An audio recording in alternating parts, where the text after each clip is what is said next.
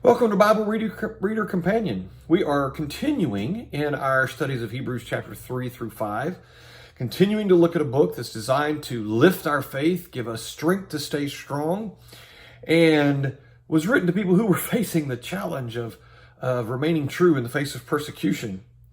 And we want to look at a couple of verses in chapter 4. We've seen a concept similar to what he talks about earlier in the book, but we want to revisit this again because he revisits it here in chapter 4 and verse 14. He says, seeing then, Hebrews chapter 4, verse 14, New King James Version, seeing then that we have a great high priest who has passed through the heavens, Jesus the Son of God, let us hold fast our confession. For we do not have a high priest who cannot sympathize with our weaknesses, but was in all points tempted as we are, yet without sin. Let us therefore come boldly to the throne of grace, that we may obtain mercy and find grace to help in time of need. As we begin to examine and we begin to look at our lives, at some point, if we're honest with ourselves, there's going to come a point where we're going to look at ourselves and really truly understand this statement: I am not worthy. I have not lived a life to which I can go to God and say, God, you owe me heaven. I have failed. I have succumbed to temptation, and I need the grace of God. Now, what he tells us here is that we should be encouraged. And that should give us strength because we understand that Jesus has also entered temptation. And because we understand that, rather than giving up, here were people who were downtrodden. They were persecuted. They're wondering, is it worth it? He says, yes. And what you need to do is you need to come boldly to the throne of grace. Why? Because Jesus understands.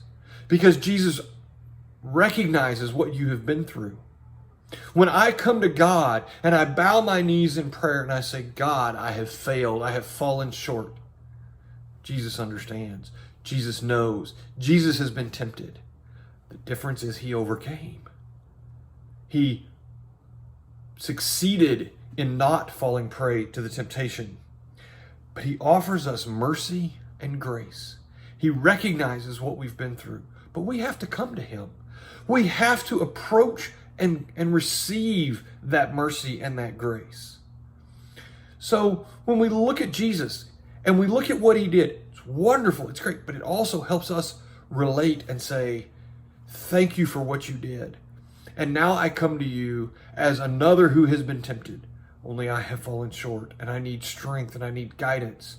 Or maybe we're facing those temptations and we've not yet fallen short and we need that courage to get through what we're facing. Come to the throne of grace and mercy. Recognize that there's one who intercedes for us, who fully understands what we have endured. He is our high priest. Come to him. Seek the mercy and the grace. Don't give up. Don't throw in the towel. Thank you for joining us as we study the book of Hebrews, and we hope you'll join us again tomorrow.